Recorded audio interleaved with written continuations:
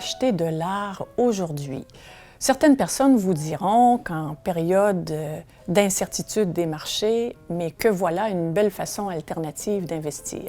Pour ma part, même si je peux être heureuse que des œuvres de notre collection prennent de la valeur, ce ne sont pas des motifs qui m'animent. Je préfère vraiment acheter une œuvre en fonction de l'émotion qu'elle crée en moi, de ce qu'elle m'apporte ou de ce qu'elle apporte à notre collection. Du plus loin que je me rappelle, j'ai toujours apprécié l'art. Et lorsqu'on y réfléchit, les Québécois, les premiers contacts que nous avons avec l'art nous viennent souvent, curieusement, de la religion catholique. Alors, les premiers lieux où nous avons eu la chance d'examiner des œuvres d'art, ce sont dans nos églises paroissiales. Et dans nos maisons, je viens d'une famille modeste, 8 enfants, nous n'avions pas les moyens à l'époque de nous acheter des œuvres d'art originales, mais nous avions quand même quelques œuvres d'art en lien avec la religion catholique. Je revois un Sacré-Cœur dans la chambre de mes parents. Mais ensuite, bon, l'art, on est en contact avec l'art, c'est bien sûr pendant nos études primaires ou secondaires. Mais c'est quand on devient adulte et qu'on acquiert, il faut le dire, une certaine autonomie financière que là, on peut commencer à s'intéresser à l'art plus sérieusement et surtout à l'acquisition d'œuvres d'art. Alors moi, c'est un peu comme ça que ça s'est passé. Et donc, dès que j'ai acquis mon autonomie financière, une fois entrée sur le marché du travail comme jeune avocate, j'avais un peu de sous et j'ai commencé à acheter des œuvres d'art.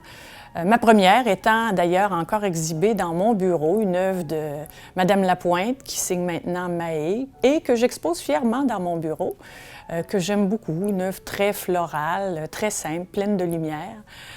Et par la suite, donc, j'ai continué d'acquérir. Et en couple avec mon conjoint André Fortin depuis près d'une vingtaine d'années, eh bien, l'art est pour nous une passion commune.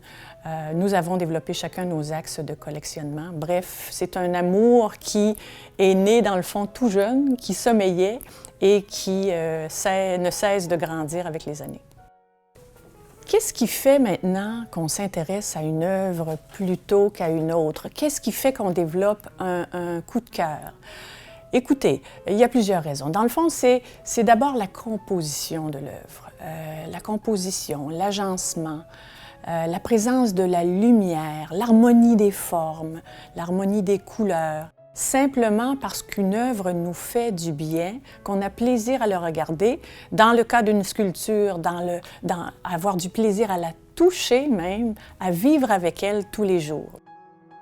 C'est aussi parfois le sujet. Par exemple, moi, je suis une passionnée d'histoire. J'aime les toiles qui vont, par exemple, porter sur l'histoire de Lévis.